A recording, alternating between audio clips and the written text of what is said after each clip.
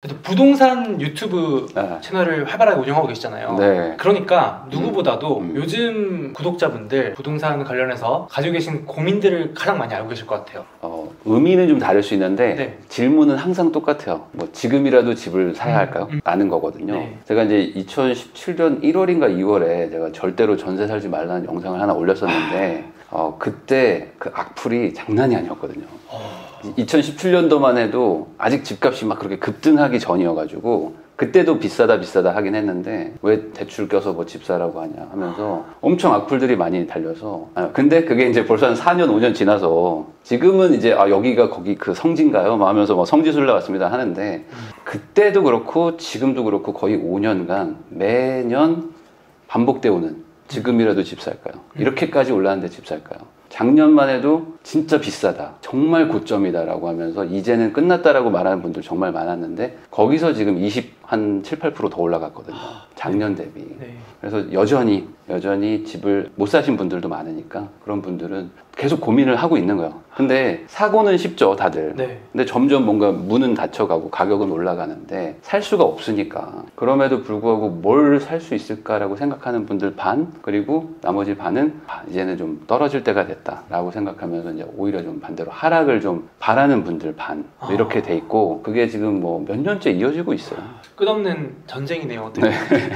근데 그 말씀하신 것처럼 네. 지금 딱 분위기가 네. 상승론과 하락론이 좀 또 팽팽해지는 시점? 그러니까 막 주식도 네. 시장이 쫙 올라갈 때는 네. 상승론자들의 힘이 더 세질 수밖에 없잖아요. 그렇죠. 이제 부동산도 어떻게 보면 랠리라고 해야 될까요? 가격이 쭉쭉쭉 오를 때는 그런 말들이 좀 없는데 요즘 약간 제가 느끼기에는 주춤한 것 같기도 하고 뭔가 하락 관련 뉴스도 많이 보이는 것 같아서 어떤지 궁금합니다. 요즘. 좀 명확하게 이야기를 하면은 네. 상승론, 하락론이라는 거는 네. 뭐 그동안 뭐 계속 있어 왔어요. 아마 영상을 보시는 분들 중에도 들어보셨을 텐데 2017년 폭락설이 원래 되게 컸었거든요. 근데 이제 이게 이제 지나가면서 19년 폭락설, 그다음에 21년 폭락설, 이제는 23년 폭락설인데 그래요? 네, 이게 지금 2년 단위로 좀 가는 게 있어요. 재밌다. 왜냐면 좀 많이 올라 버리니까 바로 다음 해에 떨어진다고 하기가 조금 뭐한 건지 좀 한 2년 정도 텀으로 지금 계속 가고 있는데 이렇게 가는 도중에도 계속 하락론을 이제 펼치는 분들은 있었단 말이죠. 근데 조금 최근에 뭐가 좀 바뀌었냐면 작년까지 하락론을 이렇게 펼치던 분들 중에서 꽤 많은 분들이 좀 약간 소위 말하는 전향을 하셨어요. 네. 상승론자로요? 상승까지는 아니지만 하락하기 어렵다. 지금이라도 집을 사라라고 좀 얘기하는 분들이 좀 나타나기 시작했어요. 그러니까 뭐 그분들이 뭐 말을 바꿨다라기보다는 그분들이 예측했던 어떤 팩터가 있는데 그게 작동을 안 하는 거죠. 그러니까 이분들도 이게 하락하기는 어렵겠구나 라고 하면서 약간 전향을 한 게 있어서 소위 말하는 이제 그런 분들을 믿고 기다렸던 분들 입장에서는 이거 뭐야, 왜 갑자기 왜 말을 바꿔 하면서 약간 좀 멘붕에 빠진 것도 있죠. 근데 이게 이상하다고 할 수는 없는 게 지금 여전히 하락을 말하는 분들도 있어요. 근데 그런 분들이 다 거의 공통적으로 대외 변수를 얘기하고 있습니다. 미국발 테이퍼링, 그다음에 금리 인상이 이제 올 것이다. 그러면 한국도 자연스럽게 따라갈 것이고 그럼 금리 인상으로 인한 뭐 유동성 축소로 인해서 뭔가 집값이 좀 흔들릴 것이다. 그리고 뭐 최근에 이제 헝다 사태, 중국에서 헝다 사태가 일어나면서 중국발 금융위기가 올 것이다.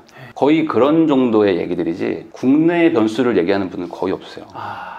그러니까 지금 뭐 공급이 잘 되는 것도 아니고 수요가 꺾이는 것도 아니고 대출이 감소세가 되는 것도 아니고 말 그대로 그냥 너무 답답한데 그냥 이대로 그냥 계속 가고 있는, 그러니까 물은 그냥 흘러가고 있는데 뭔가 물을 이렇게 딴 데 갈 데도 없고 물은 계속 또 몰려오고 있고 그러니까 정말 하락을 예측하기가 좀 힘든 상황인 건 맞죠. 도일남님이 보시기에도 그런 극단적인 외부 변수 외에는 당장은 좀 크게 물길을 흐름을 바꾸기는 어렵다. 보시는 걸까요? 지금 실제 시장을 보면요, 물론 지역마다 뭐 다 다릅니다. 그렇지만 거의 뭐 공통적인 의견은 계속 올라가고 있다. 어떤 지역은 말 그대로 폭등을 하고 있고 어떤 지역들도 뭐 계속 상승을 하고 있는데 최근에 이제 지방도 많이 올라가고 있어요. 근데 작년, 재작년만 해도 지방의 어떤 대도시들도 막 힘들어 했던 데가 있어요. 그러니까 서울 수도권은 막 올라가는데 지방 대도시들은 막 흔들흔들하고 가격이 막 안 올라가고 해서 그쪽에 가지고 계셨던 분들이 좀 상대적 박탈감을 느끼고 있었는데 작년 말 올해부터는 그런 지역들도 다 지금 올라가고 있어서 전국적으로 상승해요. 그래서 지난 9월달, 21년 9월에 전국적으로 약 한 2% 가까운 상승을 했거든요. 그러면 주식 하시는 분들이 많으니까 한 달에 1.5면 너무 작잖아요, 솔직히. 이건 아무것도 아니잖아요. 근데 부동산에서는 1.5%, 2%는 엄청난 상승세거든요. 이게 어떤 수준이냐면 2006년 이후로 최대 상승이에요. 그러니까 거의 지금 14년 만에 이렇게까지 올랐던 적은 없는 수준인 거예요. 그 정도로 지금 상승을 하고 있다. 이 부동산은 워낙 규모가 커서 2% 올라가면 20억짜리가 2% 한 달 만에.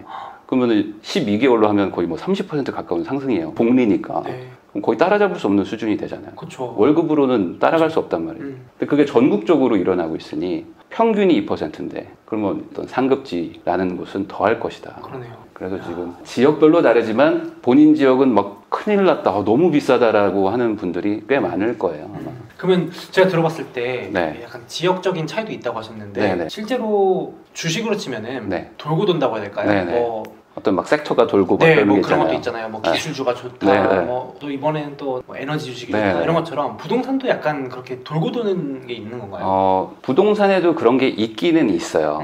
근데 주식만큼은 아니에요. 그러니까 예를 들어 코로나 검진 키트 같은 게 막 치고 올라간다고 해서 옆에 있는 조선주가 막 올라가고 이런 건 아니잖아. 근데 부동산이라는 거는 그 정도로 구분되어 있진 않아서 예를 들어 이 동네 아파트가 막 너무 비싸게 올라가면 옆에 있는 오피스텔이나 빌라들도 살아야 되는 집이다 보니까 여기가 너무 비싸면 상대적으로 여기가 좀 싸 보이는 게 있잖아요. 네. 그래서 같이 움직이는 게 있거든요. 그게 지역으로도 또 나뉩니다. 그러니까 수도권이 너무 비싸지면 지방도 여기 상대적으로 너무 싸다라고 생각해서 수도권에 있는 사람들이 또 지방으로 또 집을 사러 오고 그럼 지방에 있는 분들은 우리 집값이 올랐으니까 이거 팔아서 또 서울에 사야 되나 하면서 이런 약간 순환 매매가 좀 일어나기는 해요. 근데 이제 주식보다는 조금 더 이렇게 광범위하게 일어나서 지금 전체적으로 상승하고 있다라고 좀 보는 게 좋겠죠. 그러면은 네. 결국 궁금한 건 이걸 것 같아요. 주택이 비싸냐 안 비싸냐 결국은 네. 주식도 마찬가지인 것 같고 참고할 만한 기준이 있으면 참 좋겠다 생각을 하거든요. 네. 이런 게 사실 주식하는 분들은 기본 메커니즘이잖아요. 맞아요. PER, 뭐 ROE, PBR, 뭐 요즘에 뭐 PDR도 따지는데 꿈과 희망으로 따지는 것도 있는데 네. 상가, 수익형 부동산은 그런 게 좀 명확합니다.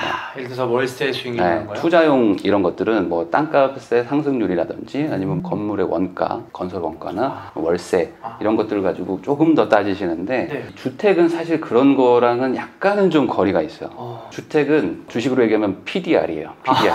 꿈을 먹고 자라요? 네. 왜냐면 네. 주식은 사실 돈 벌자고 하는 거잖아요. 맞습니다. 그러니까 내가 테슬라 주식을 산다고 해서 네. 테슬라 주주의 일원이 됐다는 어떤 기분은 있지만 그렇다고 해서 내가 뭐 그 본사 들어가서 뭐 칸 하나 달라, 나 여기서 출근하겠다 이럴 수 있는 것도 아니고 그렇죠. 그러니까 뭔가 실거주, 실사용이 되는 건 아니잖아요. 맞습니다. 네. 그래서 내가 이 주주지만 이게 주가가 떨어지면 팔기도 하고 네. 또 싸다고 생각하면 다시 사고 뭐 이런 건데 집은 좀 달라요. 예를 들어 소수몽키님도 돈 많이 벌어서 네. 뭐 할 거냐라고 물어보면 네. 저 그냥 뭐 집 하나 사야 되겠다라는 생각을 모든 사람들이 하잖아요. 그럼요. 그러니까 집부터 뭔가 산다. 그러니까 부자가 되면 뭐 하실 거예요? 라고 물어보면 집을 사려고 그래요. 그러니까 이게 PDR하고 좀 비슷한 거예요. 굳이 이 ROE를 따지지 않아. 여기는. 그러니까 내가 사고 싶은 거예요. 그래서 단순히 숫자로 할 건 아니다. 그래서 큰 틀에서는 이 주택이라는 거 이쪽은 저평가냐 고평가냐는 거는 없어요. 그냥 그 시대가 반영하는 어떤 그 꿈과 희망의 가격이 그냥 있는 거거든요. 근데 이게 절대적으로 그 집만 보지 마시고 상대적인 꿈의 크기의 차이가 있을 수 있습니다. 예. 네. 많은 분들이 어떤 지역을 봐요. 뭐 예를 들어 제가 뭐 수원 광교라고 얘기를 하겠습니다. 네. 그럼 수원 광교에 아파트가 있는데 여기가 지금 뭐 많이 올라서 한 15억, 16억 한다고 가정할게요. 그러면 이게 싸냐 비싸냐를 어떻게 판단하냐? 네. 주식하는 분들은 이 아파트의 가치를 비교한단 말이죠. 얘를 가지고 비교를 해요. 네네. 근데 그게 아니고 네. 부동산에는 이것과 다른 지역의 어떤 뭐 비슷한 어떤 평수나 어떤 그런 것들을 가지고 상대 비교를 해서 누가 더 꿈과 희망의 크기가 좀 그나마 좀 현실적이냐 이렇게 판단을 해야 돼요. 그래서 지역적인 저평가와 지역적인 고평가는 있을 수 있지만 단순히 얘 하나만 가지고 이게 저평가냐 고평가냐 따질 수 없어요. 그래서 이렇게 상승장이나 이런 곳에서는 많은 전문가분들이 어느 정도 우리 동네가 좀 급등하면 이걸 좀 정리해서 소위 말하는 좀 상급지로 같은 값이면 상급지로 좀 가라고 하는 이유가 PDR도 현실 가능성이 있는 회사가 있고 어떤 회사는 좀 약간 사기성 있는 회사도 있잖아요. 그런 것처럼 조금 더 좋은 데로 가는 게 오히려 안전하다라고 얘기를 하는 게 있죠. 이걸 단순히 월세 수익률로 비교하잖아요. 그러면 예를 들어 아크로 리버파크 같은 게 지금 45억 뭐 이렇게 거래가 돼요. 30평대가. 근데 월세 수익률로 따지면 이건 뭐 은행 이자 수준도 안 된단 말이죠. 그러면 이거 너무 고평가다. 라고 주식하는 분들은 얘기할 수도 있어요. 그렇죠. 근데 그렇지 않다. 그리고 이제 테슬라는 나중에 돈 많이 벌 거다라는 기대감이 PDR인데 아크로리오파크는 그것도 아니에요. 월세 안 나와도 돼. 그냥 난 거기 가서 살고 싶은 거죠. 그런 게 있어요. 그러니까 이거를 저평가 고평가라고 생각하지 않는 게 제일 좋아요. 더 이상 비교 대상이 없으면 그냥 계속 가는 거야.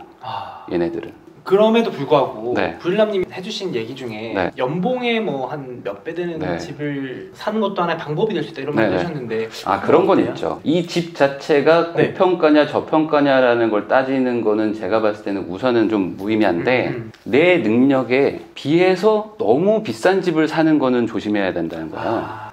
고평가인 집을 사도 돼요. 내가 그냥 마음에 들면 가서 들어가 살면 되니까. 근데 내가 들어가서 살 수도 없고 내 능력 대비 너무 비싼데 사나 봐야 이거 어떻게 뭐 할 방법이 없는 그런 분들도 꽤 있거든요. 그러니까 그런 의미에서 연봉의 10배 정도를 얘기한 거는 예를 들어 내가 뭐 연봉이 뭐 한 3천 정도면 한 3억 정도 집에 사는 거는 뭐 해볼만 하다. 반대로 뭐 연봉이 뭐 20배 30배 정도의 집을 가지고 있다 그러면 정말 잘 운용하면 상관이 없는데 운용을 잘 못하면은 나중에 어떤 뭐 빙하기가 온다거나 하락기가 올 때 되게 힘들어져요. 너무 레버리지가 너무 큰 거죠, 어찌 보면은. 그러니까 연봉이 한 20, 30배면 선물 느낌? 선물하는 거 같고 연봉이 한 40배 정도면 거의 옵션 느낌인 거죠. 한 방에 엄청난 무너질 수도 있는 거니까. 고위험 상품을 하는 거구나. 근데 연봉의 10배 정도는 뭐 해보려면 해볼 수는 있다. 그럼 예를 들어서 이제 맞벌이 부부다. 요즘 맞벌이도 많이 하시니까 예를 들어서 맞벌이 신혼부부면 뭐 합쳐서 연봉이 예를 들어서 4천에서 8천만 원 연봉이 되는 대기업 다니시는 분이다. 그러면 대략적으로 계산했을 때 직장 앞으로 10년 다닐 수 있고 했을 때는 한 8억이면 10배잖아요. 8억대까지는 한번 가볼 만은 한 거죠. 근데 문제가 있죠. 아이를 낳으면서 한 명이 그만두게 되면 갑자기 연봉이 20배가 되는 거잖아요. 그것도 고려해야 되네요. 그런 것들까지 이제 감안해서 하는 것도 있고, 그리고 모든 사람들이 다 제로에서 시작하는 게 아니고 기본적으로 뭐 돈을 좀 모아놓은 분도 있고 뭐 돈이 있는 분들도 있어서 연봉의 10배는 그냥 기본적인 기준인 거지. 예를 들어 내가 연봉은 8천인데 현금이 한 20억 있어. 그런데 8억짜리 사는 거 이상한 거죠. 그러니까 그런 거를 감안해서 좀 더 봐야 되겠지만 내 연봉 대비 막 너무 과도하게 지금 다주택을 운영하고 있거나 아니면 집 한 채가 뭐 너무 큰 거를 가지고 계시면은 상대적으로 좀 비효율적인 투자를 하고 있다라고 볼 수도 있는 거야. 그러니까 무조건 뭐 남들이 이거 좋다 이런 게 아니고 정말 자기 상황에 맞게 하는 게 중요해요. 그리고 너무 비싼 집에서 실거주를 하게 되면은 그 동네가 또 요구하는 어떤 그런 생활 수준 같은 것들이 있기 때문에 마냥 또 우리만 또 절약하고 산다고 되는 것도 아니고. 그런 것도 있겠네요. 그 동네에서 어쨌든 하는 기본적인 것도 같이 시켜야 되거든요. 아이나 이런 것들. 생활비도 많이 늘어나요. 비싼 동네가 생활비도 또 많이 쓰거든요. 그래서 그런 것들까지 고려하면은 한 연봉이 한 10배 정도면 적절하다라고 뭐 저는 개인적으로는 생각합니다. 그래도 뭔가 확실히 뭐 하나가 있으니까 좀 명확하긴 하네요. 참고해봤는데 이 주택 시장은 정말 숫자로만 보시면 진짜 이해가 안 돼요. 여기는 아니 왜 저렇게 수익률도 안 나오고 굳이 뭐 저렇게 대출이자를 써가면서 왜 저러지? 특히 주식하시는 분들은 이해를 못 하실 거예요. 제 주변에도 여의도에 계신 분들은 무주택자분들 되게 많아요. 그러니까요. 그 돈을 왜 깔고 앉아있지? 그럼요. 그 돈을 가지고 뭐 투자를 하면 더 많이 버는데 왜 저러냐 하는데 그분들의 아내분들은 답답해 미치는 거지.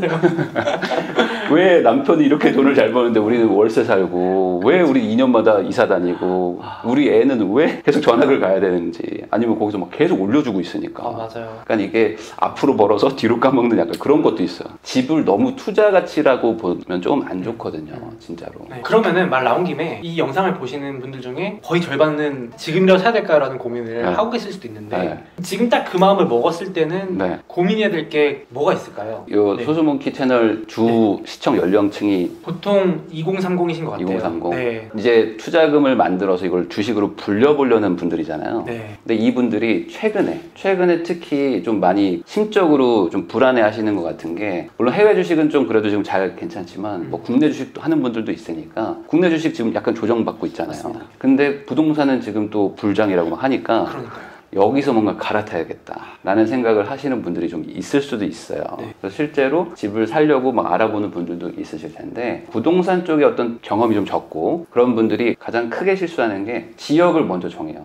그 다음에 돈에 맞는 걸 삽니다. 아, 그게 실수예요? 지역을 먼저... 아주 큰 실수죠. PDR이라고 그랬잖아요. 주택은 네. 꿈과 희망을 먹고 살거든요. 네. 근데 이 꿈과 희망을 이걸 지역에서 찾아요. 근데 서울도 생각해 보세요. 서울도 꿈과 희망이 있는 어떤 그런 지역이 있고 여기는 서울은 서울이지만 행정구역상 서울이지만 여기는 너무 좀 별로 이렇게 사람들이 이렇게 떠나는 지역도 있잖아요. 그럴 수 있죠. 그런데 나는 무조건 서울에 집을 가져야겠어 라는 분들이 돈은 또 적으니까 어떤 선택을 하냐면 네.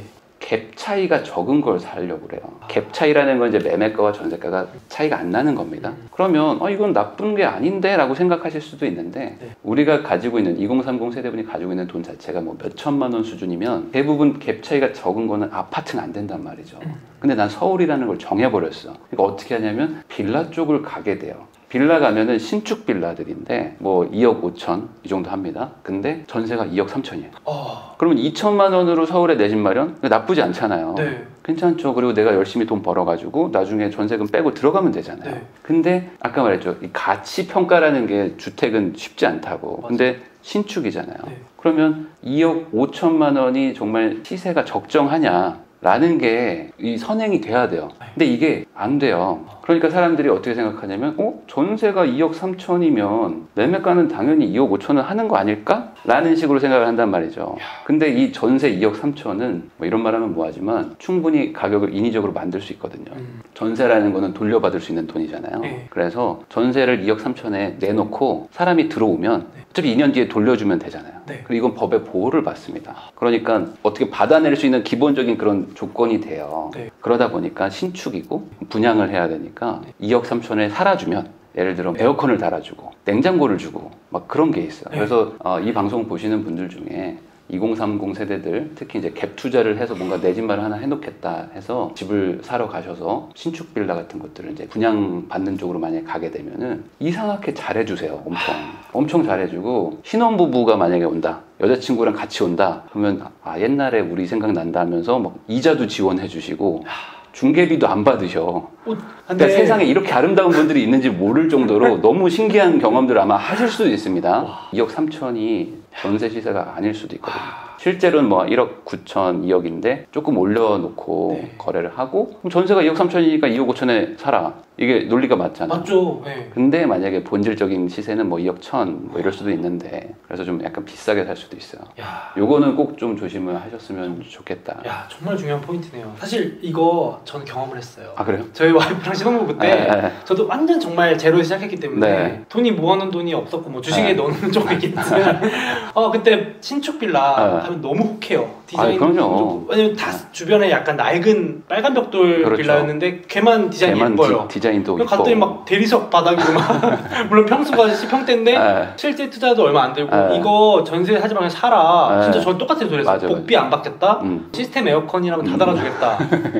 와이프랑 나왔는데 혹하는 거예요. 그렇죠. 사자. 뭐 손해 보겠어 그랬는데 전세가 이렇게 탄탄히 받쳐주기 때문에 싸다라고 생각할 수 있는데 그게 또 그럴 수가 있습니다. 그러니까 누군가 처음 본 사람이 나한테 호의를 베풀면 왜지라고 생각을 해야 되는데 아무래도 이제 사회 초년생이 그런 분들은 기이한 인연을 만난 것 같은 거죠. 약간 무협 소설에서 동굴에 떨어졌는데 초고수를 만난 것 같은 느낌을 받아요. 그래서 이분이 나의 인생을 좀 도와주는구나라고 오해할 수 있는데 그런 건 아닐 수 있다.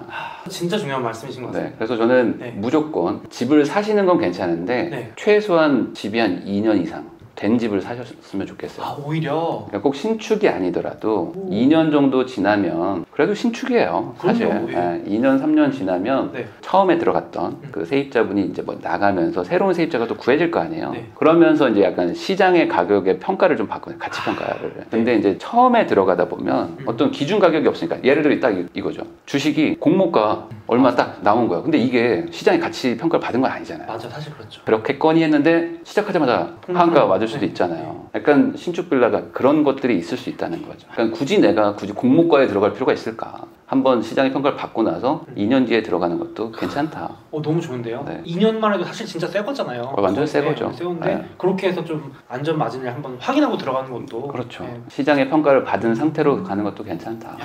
그러면 이제 1주택을 갖고 있어요. 제 사실 주변에 동기나 후배들도 보면은 막 다 사더라고요. 요즘 영끌이라고 진짜 기사에 나오듯이. 근데 이제 이런 분들은 지금 상황에서 입장에서는 네. 어떤 걸 주의하면 좋을까요? 지금 이제 들고 있다. 이미 하나 들고 있다. 그러니까 이미 1주택인 분들 중에서 네. 실거주를 했냐 안 했느냐가 사실 중요해요. 그러니까 실거주 지금 우리나라의 규제가 이제 좀 새로 생긴 것 중에 하나가 네. 원래는 1주택자면 네. 2년을 보유하면 네. 팔아도 양도세가 비과세였습니다. 웬만한 집들은. 근데 지금은 좀 바뀌어서 네. 규제 지역인데 뭐 웬만한 지역들이 다 규제 지역이기 때문에 웬만큼 좀 좋은 동네라고 해볼게요. 그런 동네는 실거주 2년을 또 해야 돼요. 물론 아주 옛날에 사신 분들은 괜찮지만 네. 그래서 내가 실거주 2년을 해서 이미 지났고 네. 그래서 내가 알아봤더니 양도세가 안 나온다 라는 분들은 지금 옮길 수가 있어요. 기본적으로 양도세를 내면서 더 좋은 집으로 뭔가 갈아타기 한다는 게 어려워요. 주식은 거래세가 뭐 0. 몇 %잖아요. 맞아요. 근데 주택은 거래세가 거의 뭐 20%, 30% 막 이런 느낌이에요. 그러니까 20%씩 세금을 내면서 주식을 갈아타라고 하면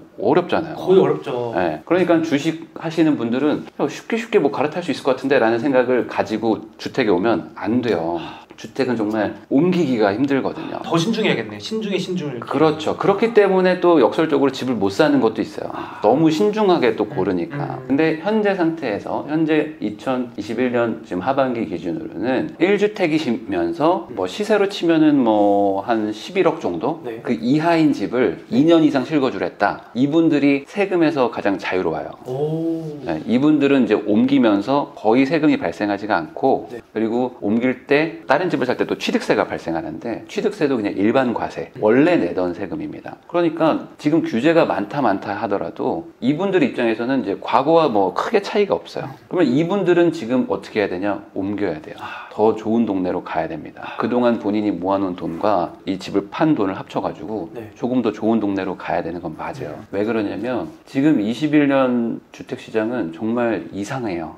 이상한 거예요. 어떻게 이상해요? 한 3, 4년 전만 해도 네. 좀 더 길게 봐야 되겠다. 한 4, 5년 전만 해도 서울은 좀 지지부진하고 지방이 막 올라가고 있었어요. 그러다가 이제 지방이 좀 이제 잠잠해지면서 서울이 막 올라가고 그리고 서울이 1, 2년 전만 해도 서울은 계속 올라가고 경기도도 막 다시 풍선효과 일어나서 막 올라가는데 지방 대도시들은 약간 주춤주춤하는 근데 지금은 서울도 올라가고 경기도 올라가고 지방도 올라가고 지방 소도시도 올라가요. 지금 지방 정말 소도시에 1억도 안 되는 아파트들도 올라가요. 구축인데 막 17년 됐고 옆에 논이 있는데도 올라가요. 물론 안 올라가는 동네가 뭐 한 5% 정도 있지만 거의 90% 이상은 올라가고 있어요. 그럼 이상한 거잖아요. 네. 아니 어떻게 모든 주식이 다 올라가요. 진짜 그러기 힘들죠. 네. 그건 정말 기이한 현상인 맞습니다. 거고 그만큼 이 시장에 돈이 계속 들어오고 있는 거예요. 절대적인 시총이 올라가고 있는 거죠. 그런 상황이니까 네. 반대로 내 집이 올랐다. 예를 들어 올랐다면은 네. 이게 본질적인 상승이라고 보면 안 되고 네. 뭔가 기이한 현상이기 때문에 이때 네. 내가 가진 거 대비 조금 더 좋은 동네로 옮길 수 있다면 옮겨 놓는 게 조금 더 그 절대 가치적으로 봤을 때는 좀 안전한 선택이 될 수 있다는 거죠. 그래서 1주택자인 분들은 옮기는 걸 추천하는데 네. 또 문제가 있습니다. 어떤 문제죠? 모두가 옮길 수가 없는 게 네. 지금 대출 규제가 더 세져가지고 한 3, 4년 전에 대출을 받아서 1주택을 하신 분들은 집값에 거의 뭐 60%에서 70%씩 대출을 다 받으셨어요. 맞아요. 대출 잘 나왔어요. 네, 옛날엔 대출 잘 나왔거든요. 네. 근데 지금은 대출 규제도 있고 신용대출도 좀 적게 나오고 해서 내가 집을 팔고 옮기려고 할 때 내가 대출 받아놓은 금액보다 네. 새로 가는 집에서 대출을 더 적게 나오기도 해요. 그러면 집 규모를 더 비싼 집을 갈 수가 없죠. 대출도 갚아야 되니까. 그래서 내가 만약에 지금 7억짜리 집을 팔고 10억짜리로 가면 좋겠는데 7억짜리 팔고 7억짜리 가는 거예요. 그러니까 현금은 더 많이 들어가는 거죠. 대출이 적게 나오니까. 이런 경우라면은 옮기지 않는 게 좋고 내가 대출이 좀 적어서 지금 가격보다 좀 더 비싼 곳으로 옮길 수 있다면은 지금이라도 옮기는 게 좋습니다. 네. 그러면 조정장에서 갈아타라는 말이 있고 상승장에서 갈아타라는 말도 있던데 네네. 둘 중에는 실질적으로 어떤 게 맞다고 보시는 거예요? 당연히 네. 조정장에 갈아타는 게 좋겠죠. 당연히. 네. 근데 조정장이 안 오면 네. 안 갈아탈 거냐는 거죠.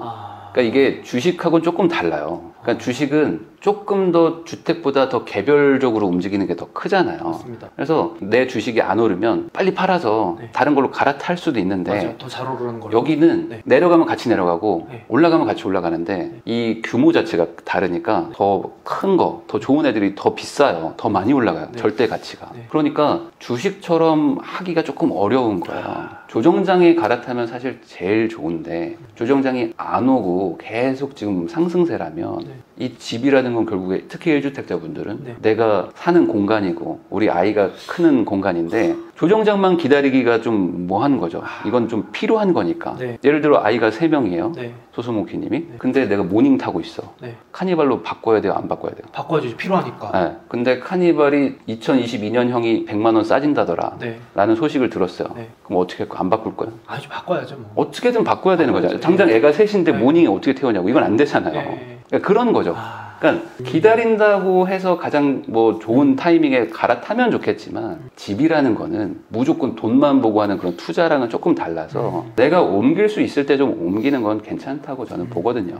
그렇게 해서 또 우리 주거 만족도도 높이고 해야 되니까. 저도 부일장님 말씀하신 거 들어보니까 포커스가 딱 필수제 느낌으로 접근을 계속 해주시는 것 같아요. 그렇죠. 그러니까 자꾸 뭐 주식도 사고 파는 뭐 트레이딩용 관점으로 보시는 분도 있지만 묻어놓는 관점도 있듯이 부동산을 좀 그렇게 자꾸 보니까 오히려 명확해지는 게 있네요. 뭔가 타이밍 맞추려고 하고 1, 2천이라도 조금 더 뭔가 내가 싸게 샀고 이런 마음을 가지고 있으면 중요한 그 포인트를 좀 놓칠 수도 있는 거예요. 저도 옛날에 주식을 하다가 부동산으로 왔는데 주식과 부동산이 되게 맞는 것도 많아요. 어쨌든 투자라는 거, 시세가 변동하는 거를 내가 어떤 타이밍에 들어가서 사서 뭐 이득을 보려는 건 똑같은데 주식을 잘하는 분이 부동산에 오면은 좀 실패할 수가 있어요. 이게 안 맞아요, 사실. 완벽하게 똑같은 사고방식으로 안 돌아가거든요. 그러니까 주식하는 분들은 이해가 안 되는 거예요. 이게 왜 이렇게 도대체 집이 왜 이렇게 비싸지는가. 근데 그렇지가 않더라는 거고, 그러니까 이쪽은 투자 목적으로 사는 사람들도 있지만 그냥 말 그대로 집이 필요했는데 집을 샀더니 집값이 올라간, 그러니까 이 주식하고는 좀 달라요. 그러네요.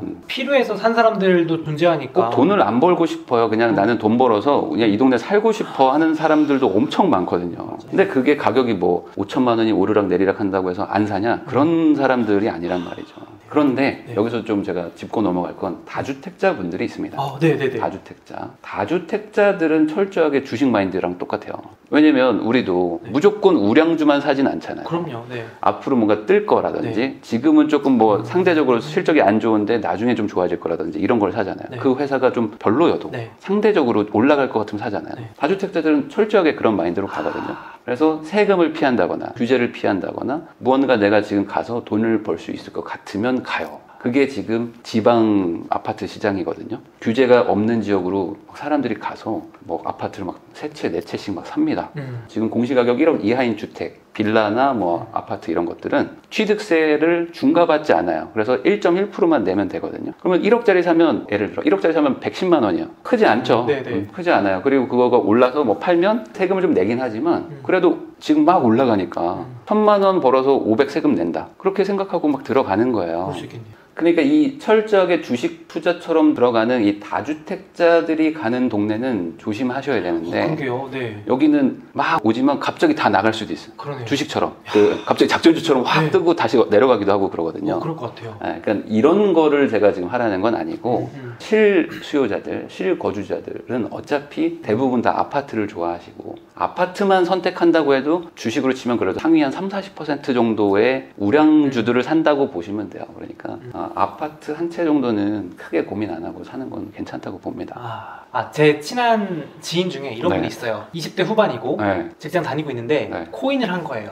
요즘 또 코인 핫하거든요. 암호화폐를 해서 실제로 1억이 넘게 좀 벌었어요. 벌었는데 이제 본인도 아는 거죠. 이거를 부동산에 넣어야겠다. 위험하다. 코인으로 이제 뭐 돈 벌어본 사람들은 위험한 걸 알죠. 그러니까 이제 이걸 지켜야겠다는 생각이 들어서 하는데 이제 본인도 알아보니까 참 서울에 뭐 택도 없고 이런 분들 되게 많을 것 같거든요. 많죠. 저는 이렇게 얘기를 하고 싶습니다. 저도 주식을 싫어하는 사람이 아닌데 주식과 부동산을 어쨌든 같이 해봤더니 가장 큰 차이가 이거더라. 뭐냐면 주식은 빚을 져가지고 투자하는 사람들이 좀 적잖아요. 극히 적잖아요. 뭐 신용대출 좀 받아서 하는 것도 있지만 뭐 예를 들어 뭐 내가 연봉이 3천인데 막 10억을 빚져가지고 그거를 막 주식에다가 넣는 사람들이 대다수는 아니죠. 소수입니다. 소수. 거의 다 보통은 자기 현금을 가지고 원금을 가지고 투자하는데 이 주택 시장은 안 그래요. 자기 돈 가지고 집 사는 사람이 극소수예요. 그래서 대부분 내 연봉에 뭐 아무리 못해도 5배, 10배씩의 어떤 뭐 대출 같은 걸 막 끼고 막 삽니다. 전세를 끼고 사든지 뭐. 네네. 그 말은 한 투자 종목의 규모 자체가 네. 훨씬 차이가 난다는 거예요. 크기 자체가. 그러니까 주식으로 내가 30%의 수익을 얻어봐야 1억으로 3천만 원을 버는 건데 이 주택 쪽에서는 1억으로 막 한 4억, 5억짜리를 사버립니다. 그럼 여기서 또 10%만 올라가도 4천만 원이잖아요. 그러니까 이 레버리지를 이용해서 올라가는 게 네. 주식에서는 정말 잘하는 수준인데 여기는 그냥 일반적인 수준과 비슷할 수도 있어요. 근데 집값이 안 오르는 시기에는 주식으로 잘 벌어가지고 집 사러 오면은 이득일 수도 있는데 요즘같이 주택시장이 정말 막 기이하게 미쳐 돌아가기 시작하면은 레버리지를 엄청나게 일으킨 데가 주식만큼 수익률이 난다? 그럼 주식하던 분들이 따라잡기가 쉽지 않을 수 있거든요. 네. 그래서 거의 뭐 연수익률 100% 정도 난 분들이라면 주택 대비 조금 더 어떻게 유의미하게 속도가 낮다고 볼 수 있지만 주식으로 한 20, 30% 벌었다? 그럼 그걸로 아마 주택 살려고 했던 거 보면은 더 많이 올랐을 수도 있어요. 그래서 아까 말한 코인으로 만약에 1억을 벌었다 이런 분들은 선택은 해야 되겠죠. 내가 굳이 집이 필요 없는 뭐 20대 분들 그리고 나는 연수익률 뭐 50% 100% 가능한 사람이다. 그러면 주택보다 빨리 벌 수 있으니까 그걸로 가면 좋고 그게 아니고 나는 한 1, 2년 안에는 뭐 결혼도 해야 될 수도 있을 것 같고 그 투자가 아니라 그냥 집이 필요한 분들도 있잖아요. 그런 분들은 뭐 집을 사는 것도 뭐 저는 괜찮다고 보거든요. 네. 근데 아까도 말했듯이 지역을 정해놓고 그 돈을 가지고 살려니까 아마 서울을 또 사고 싶을 거고 네. 그럼 서울에서 1억으로 산다? 그러면은 하위 20%대의 물건들을 살 겁니다. 아마 이 주택시장 안에서는. 네. 그러면 정말 잘 사야지만 돈을 벌 수 있는 거죠. 상장 폐지 직전에 들어가서 돈 벌고 나오는 분들도 있잖아요. 네. 물론. 네. 근데 잘못해서 상장 폐지 되는 것도 있고. 그러니까 비싼 동네에서 적은 돈을 가지고 돈을 버는 거는 되게 실력이 필요한 거예요. 더 어렵구나. 아주 어렵겠죠. 그래서 주택에서 가장 좋은 건 내 돈으로 지역을 멀리 갈수록 똑같은 돈인데 어떤 지역으로 가면은 뭐 반지하를 사는데 서울에서 반지하 살 돈으로 지방의 도시로 가면은 되게 좋은 아파트를 살 수도 있습니다. 소위 대장 아파트를 살 수 있는 거예요. 그렇죠. 네. 뭐 예를 들어 뭐 경기도권 안에도 지금 비규제 지역들이 있는데 뭐 예를 들어 이천이나 뭐 예를 들어 여주 여기가 좋다는 게 아닙니다. 또 가서 사시면 안 돼요. 근데 거기를 만약에 가면 네. 똑같은 돈으로 서울에 반지하 살 돈으로 가면 아파트를 사요. 30평대 네. 번듯한 거 삽니다. 거기도 한강도 있고 막 그러거든요. 뷰도 괜찮고 그런 데들을 살 수도 있다는 거죠. 그러니까 지역에 너무 집착하지 마시고 조금 멀리 가면은 네. 같은 돈으로 어떤 특정 영역 안에서는 선호하는 그런 거를 살 수 있어요. 근데 진짜 대부분의 네. 저 포함해서 초보자들은 네. 지역부터 생각을 할 것 같아요. 근데 그럴 수밖에 없죠. 살았던 지역이라던가 직장이라던가 뭔가 네. 익숙한 지역부터 골라놓고 네. 그 안에서 해결할 것 같은데 쉽지 않아요. 쉽지 않다. 그러니까 실력이 좀 있어야 되는 그러네요. 거고 네. 공부를 좀 많이 해야 되는데 그런 게 아니고 그냥 무작정 그러니까요. 사는 분들이 좀 많죠. 그래서 아까 말한 빌라 같은 거 갭 차이 6, 7천이라고 하니까 그냥 덥석 사는 것도 있거든요. 네. 조심을 좀 하셔야 됩니다. 근데 그렇게 하다 보면은 예를 들어 2천까지 내려갈 수도 있겠죠. 서울뿐인데 내 돈으로 살기 좋은 데는 2천이야. 그럼 2천에서 출퇴근이 되면 사시면 되는데 출퇴근이 안 될 수도 있잖아요. 네. 그러면 너무 멀리 가면은 안 되니까 집이라는 건. 그러면 차라리 오피스텔을 좀 사라고 하는 편이에요.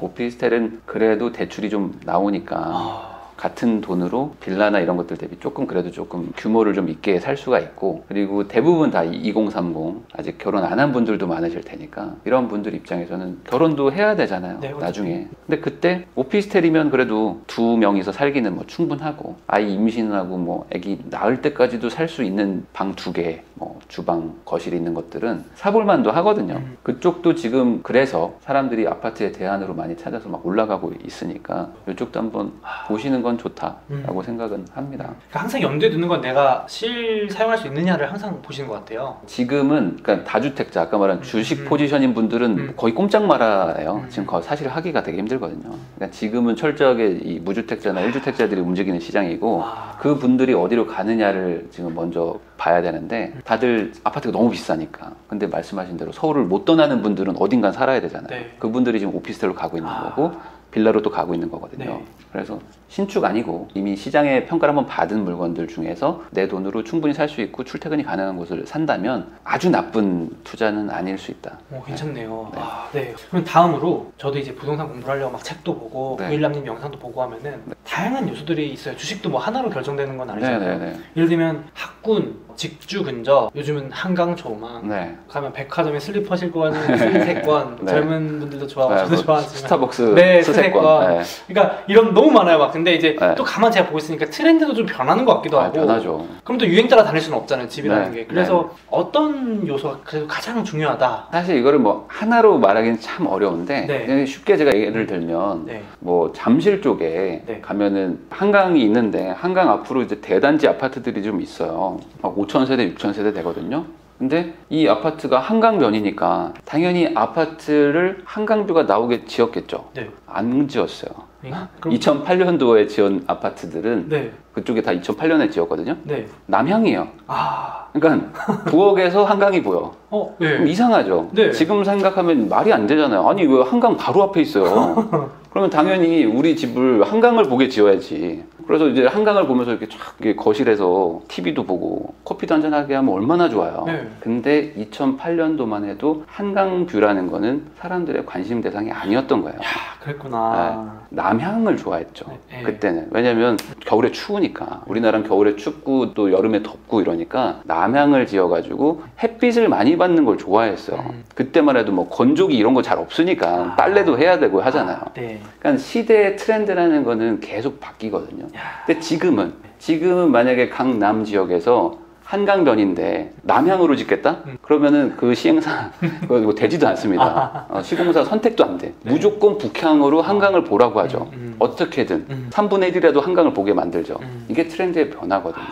이 70년대 지은 아파트들은 방이 엄청 많고 네. 거실이 엄청 조그마고 막 그래요. 그때는 가족들이 많으니까 방 하나하나가 또 소중했고 형제들이 맨날 2층 침대에서 자고 막 그랬단 말이죠. 네. 근데 지금은 안 그렇잖아요. 지금은 방을 최대로 작게 만들고 거실을 어떻게든 빼고 뭐 알파룸, 팬트리 이런 것들을 넣으면서 시대에 따라서 점점 바뀌는데 그러다 보니까 지금 많은 분들이 요즘 이제 애들이 안 태어나니까 네. 학군 같은 것들이 좀 점점 약해질 것이다 라고 보는 분들도 있거든요. 근데 저는 개인적으로는 그렇게 생각을 하지는 않는 게 아이가 한 명이라고 해서 교육을 안 시키는 건 아니거든요. 그럼요. 예전에는 2명을 키웠을 때 만약에 뭐 100만 원이 들어갔다면 지금은 한 명한테 150만 원을 붓는 오히려 좀 애 하나한테 완전 몰빵하는 약간 그런 시스템으로 점점 바뀌어가고 있어요.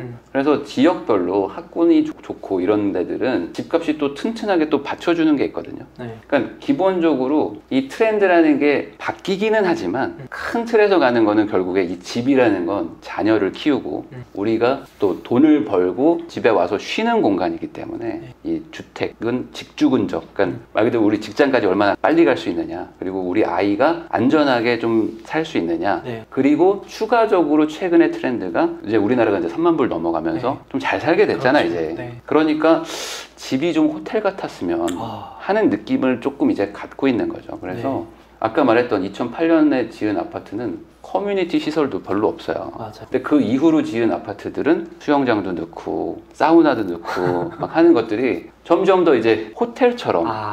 그러니까 앞으로의 미래를 뭐 제가 뭐 예단할 수는 없겠지만 네. 앞으로는 정말 우리 집이 호텔 같았으면이라는 게 더 강해질 것 같아요. 우리 집 밖을 안 나와도 되게 해주면 좋다. 그러니까 안에 상가도 있고 말 그대로 어떤 뭐 스카이 브릿지 같은 걸 넣어서 커피를 마시면서 어떤 뭐 뷰를 즐긴다든지 말 그대로 호텔인 거죠. 요즘 조식 주는 아파트들도 막 있고 막. 조식도 주고 중식도 주고 석식도 주는 데도 있습니다. 네. 근데 그거를 사람들이 과거에는 네. 관리비 비싸다고 싫어했어요. 맞아요. 왜 그런 쓸데없는 걸 만드냐고. 네. 그래서 제가 예전에 살았던 아파트에는 네. 사우나가 있거든요. 네. 근데 사우나에 물이 없어. 관리비 비싸다고 그 사는 분들이 뭐라고 해가지고 사우나가 그냥 비어 있어요. 만들어만 놓고. 근데 요즘에 다시 물을 채웠더라고요. 그러니까 트렌드가 계속 바뀌는 거죠. 그러니까 앞으로의 트렌드는 도심이고 어떤 뷰, 그게 뭐 한강일 수도 있겠지만 어떤 남들이 가지지 못한 어떤 뷰, 이런 것들을 더 사람들이 원하고 특히 집이라는 게 이제 약간의 좀 계층화가 돼버려서 너 어디 살아? 이거부터 네. 보통 물어보잖아요. 그래서 그렇죠. 어느 동네 살아가면은 뭐 좋은 데 사시네요 뭐 이런 것처럼 네. 점점 더 약간 이런 계층화에 약간 명함같이 되고 있어서 그런 것들이 점점 심해질 것 같아요. 그래서 비싼 동네들은 더 사람들이 선호하고 싼 동네들은 어떻게든 비싸지게 되려고 노력하고 그러다 보니까 이제 뭐 말한 대로 수영장, 뭐 사우나 시설, 조경도 막 폭포, 요즘엔 거의 막 폭포를 많이 넣습니다. 그리고 이제 대단지가 되면 애들을 카누를 태워요. 카누? 그러니까 호수 같은 걸 약간씩 만들어서 이렇게 강처럼 이렇게 만들어서 안에서 뭐 이렇게 배도 타게 해주고. 네. 그러니까 그런 것들이 약간 호텔인 거잖아요. 그러네요. 네. 호텔처럼 가고 있어요, 지금. 점점 더. 리조트 같은. 그렇죠. 그냥 이 단지 안에 살면 다 해결되게.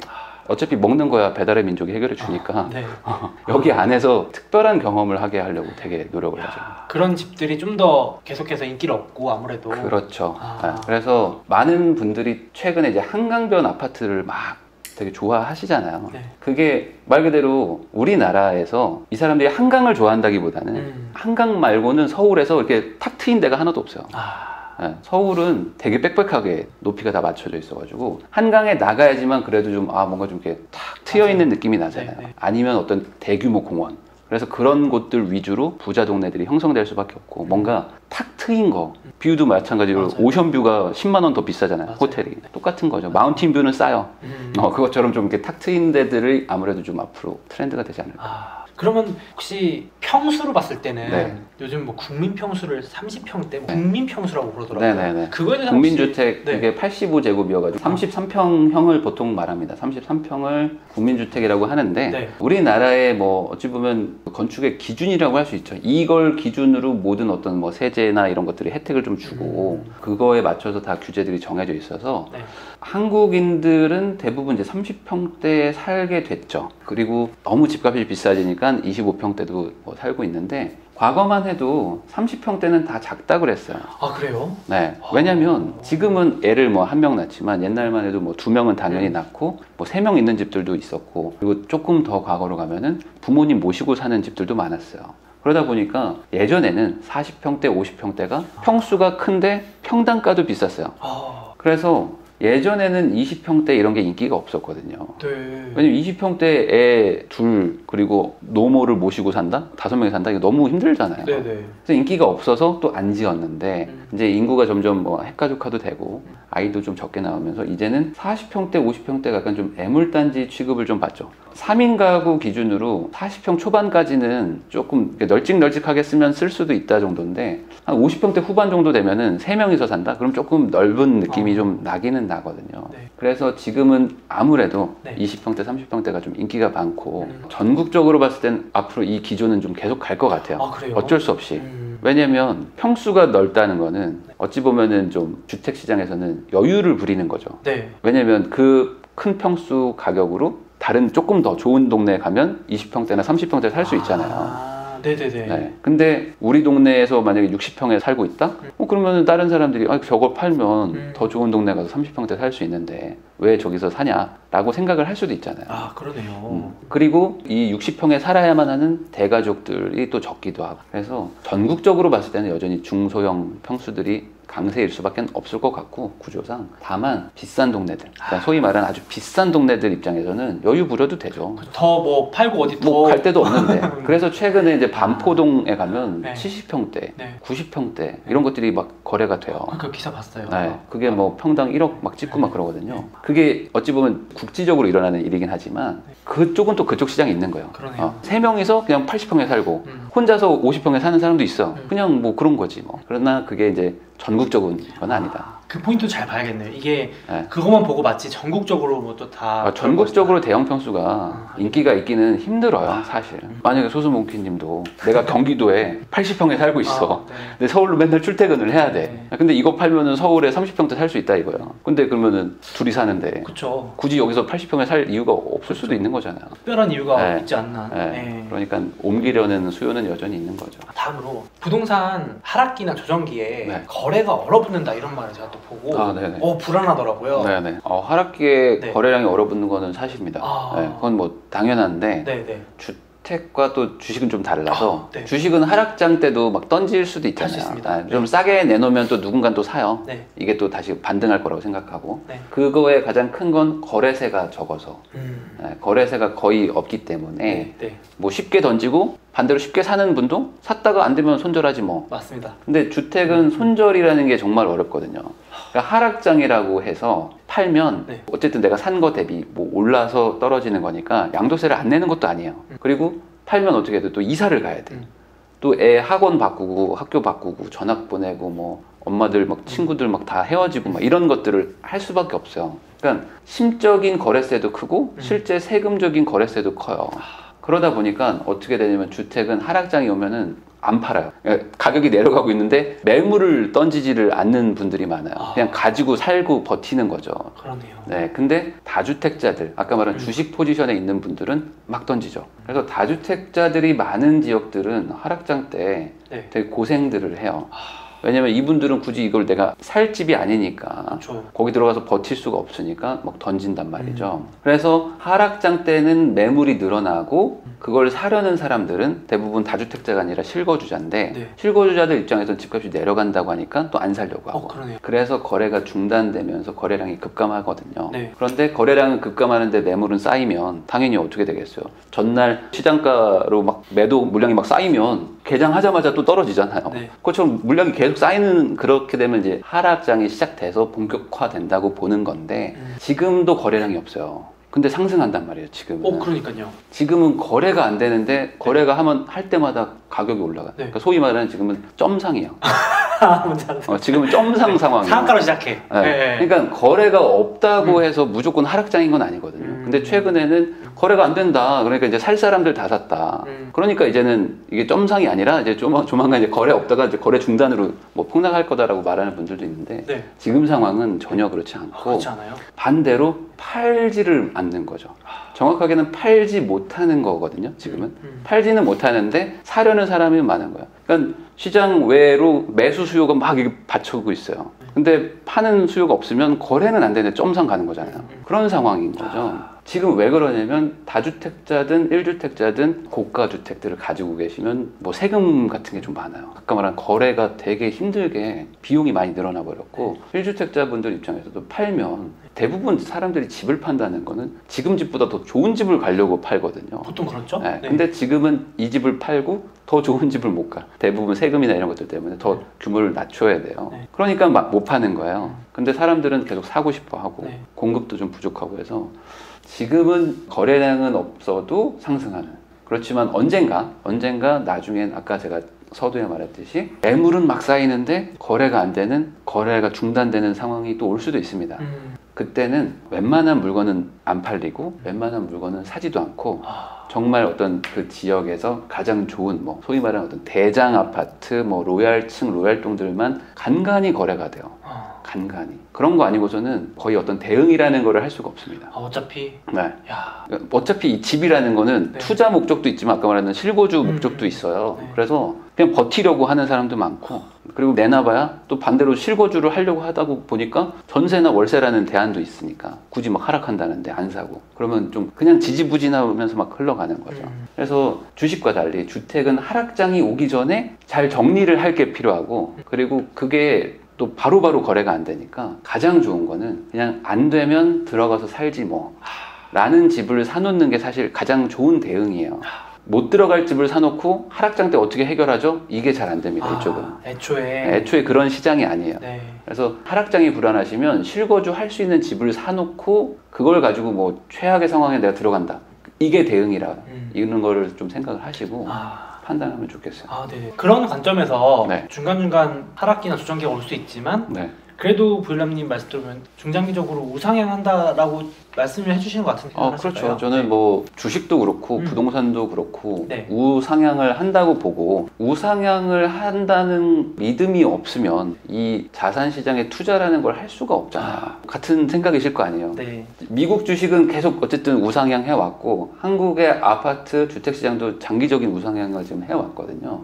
그래서 이 우상향을 한다고 다만 중간중간 뭐 조정은 올 수 있다. 그렇지만 큰 틀에서는 우상향 하는데 저는 그 이유를 이렇게 설명을 하고 싶어요. 국내 주식은 그러면 왜 이렇게 우상향을 계속 안 하고 막 박스 피고 막 이렇게 하냐. 저는 주식에서 돈을 번 분들이 다 결국엔 부동산에서 만난다고 생각하거든요.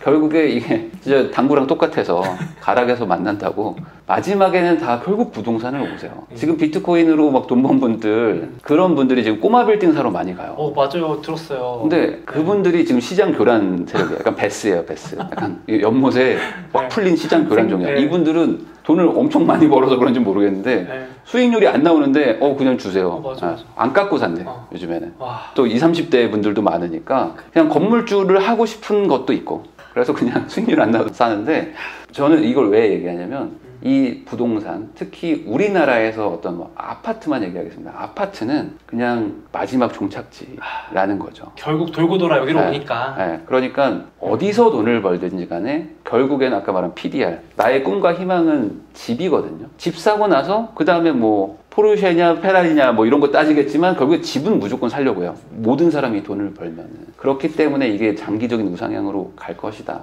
라는 생각을 갖고는 있죠. 그러니까 우리가 또 열심히 일하는 원동력이 될 수도 있으니까요. 그러니까 우리나라 사람들은 80%를 부동산에 모든 돈을 집어넣고 있거든요. 그게 전세금이든 뭐 내 집이든. 그리고 다주택자가 별로 없어요. 1주택자와 2주택자 정도거든요. 그러니까 집을 막 수십 채를 갖고 있는 분들은 정말 특이한 분들이지 대부분은 그냥 한 채 아니면 내가 이사갈 집 일시적 2주택 이 정도만 하세요. 그 말은 뭐냐면 우리나라는 돈을 벌면 그냥 집을 조금 더 좋은 데 가고 그거를 바라면서 사는 국민들이라는 거죠. 그러니까 이 부분에 대해서 우상향이 안 할 것이냐라는 거는 한국인들의 심리가 말 그대로 이제 더 이상 집은 안 사고 완전 뒤바뀌지 않나요? 우리는 다 이제 임대주택에서 살자. 집이 뭐가 중요하냐. 그냥 우리 행복이 중요하지라고 간다는 건데 아직까지는 그런 건 아니지 않을까. 소수몽키님도 돈 벌면 집 살려고 하는 거잖아요. 모든 사람들이 다 그런 거 이거 어쩔 수가 없는 것 같아요. 그러면은 혹시 오신 김에 단기적으로 2022년 이제 얼마 안 남았는데 주식시장에서도 대선 이런 것도 중요하거든요. 주택시장에서는 혹시 내년에 뭐 대선 이런 것들이 영향이 중요한가요? 어떻게 보실까요? 어마어마하게 중요하죠.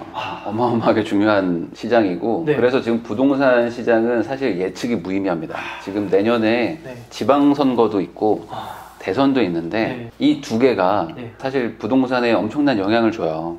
대선이라는 건 대통령이 바뀌는 거고 대통령이 바뀐다는 건 행정부가 바뀌는 건데 행정부는 국토교통부도 있고 기획재정부도 있지 않습니까? 그러니까 모든 규제나 어떤 뭐 규제 푸는 것들을 대통령이 꽤 많은 걸 결정할 수 있고요. 그리고 시장이 바뀐다는 거는 시장은 또 이제 도시 계획에 대해서도 권한도 있고 뭐 어떤 걸 뭐 개발을 좀 추진하게 해준다든지 아니면 개발을 좀 규제한다든지 뭐 이런 것들을 할 수가 있거든요. 물론 국회의원 선거는 없어요. 그래서 국회의원이 만약에 바뀌는 때에는 세금이나 뭐 이런 법으로 바뀌는 규제들이 막 바뀔 수가 있는데 국회의원이 아니더라도 시장과 대통령만 바뀌어도 사실 뭐 변수는 뭐 어마어마할 수밖에 없어요. 그런데 지금 어쨌든 뭐 현 상황에서는 예측이 사실 좀 어렵긴 하죠. 양쪽이 어떻게 정책을 펼칠 것이냐라는 거를 지금은 좀 최대한 봐가면서 가긴 가야 되는데 현재 상태에서 그거를 만약에 어디 한쪽에 베팅했다가 다른 쪽이 돼버리면 또 내가 판단 착오를 할 수 있으니까 이런 상황에서는 가장 중요한 거는 그냥 내 집 내가 살 집. 맞아요. 이 본질의 가치를 좀 보고 선택을 하면 우선은 제일 안전한 거죠. 최악의 상황에는 들어가면 된다. 라고 생각하고 근데 지금 내년은 사실 뭐 이런 것도 있지만 지금 임대차 3법 때문에 지금 전세가 많이 왜곡돼서 눌러져 있는 것들이 내년 하반기에 풀리거든요. 그러니까 기존에는 이제 2년에 2+2년 해서 세입자가 그냥 자동으로 2년 연장을 막 요구할 수 있고 그러면은 기존 가격 대비 5%밖에 못 올리는 게 작년에 이제 통과가 되면서 어찌 보면 시세가 막 눌려 있는데 이게 내년 8월에 다 풀려요. 2020년 8월에 법이 통과가 됐으니까 2022년 8월에 다 풀리거든요. 그러면 지금 뭐 예를 들어 강남의 아파트 같은 것들은 전세가 지금 4억에 눌려 있는데 지금 나오는 건 10억이에요. 차이 엄청나요. 지금 6억씩 차이 나거든요. 근데 이게 지금 법으로 보호를 못 받고 그냥 시장에 나오시는 분들이 이제 8월부터 막 나타날 거예요. 그러니까 그분들이 전세 6억을 올려줄 수 있을까? 아니면은 못 올려주면 뭐 반전세로 해서 월세를 막 몇십만 원 내시든지 아니면 이 돈을 가지고 어딘가 또 집을 또 사러 가실 거 아니에요. 그러니까 이 수요가 어디로 갈 거냐도 또 내년에 집값에 많은 영향을 좀 줄 거예요. 그래서 지금 상대적으로 조금 뭐 대출도 나오고 저렴한 한 6, 7억대들 그런 서울 경기권에 있는 집들은 이분들이 움직이기 시작하면은 좀 가격에 좀 상승이 올 수도 있다. 뭐 이거는 정책과 상관없이 우선은 좀 예정되어 있는 부분이어서 이걸 좀 고려하고 움직이는 거는 좋을 것 같아요. 전세 뭐 6, 7억에 살던 분들이 매매로 돌아서실 수도 있고 뭐 이런 거네요. 그렇죠. 왜냐면 전세 6억인데 네. 전세 10억을 맞춰주려면 네. 4억을 어쨌든 돈을 그렇죠. 넣어야 되는데 네. 요즘에 대출도 안 되고 전세 대출도 어쨌든 뭐 규제 기조가 있기 때문에 네. 4억에 현금을 넣어야 된단 말이죠. 근데 지금 상승세가 거의 4, 5년이 지나왔기 때문에 네. 집안에서 또 4억을 올려주고 또 전세 갈 거냐 아니면 뭐 지금이라도 그냥 집을 살 거냐 이거로 많은 다툼이 있을 수도 있어요. 맞아요. 그러다 보면은 사람들이 아 그래 사자 이렇게 생각해서 뭐 경기권이나 뭐 서울 외곽 쪽으로 사러 오실 수도 있으니까 이분들이 어디로 움직이는지를 좀 생각을 하고 나도 대응을 하는 게 좋을 것 같긴 합니다. 22년에는 대선이라는 포인트도 있고 네. 8월에 임대차 3법이 이제 뭐 풀린다고 봐야 되겠죠. 네. 그걸 또 뭐 2+2+2 이렇게 연장할 수도 있는데 만약에 안 한다면은 그 수요도 커요. 중요하다. 네. 그거 두 개 좀 유심히 보면 좋겠네요. 네네. 알겠습니다.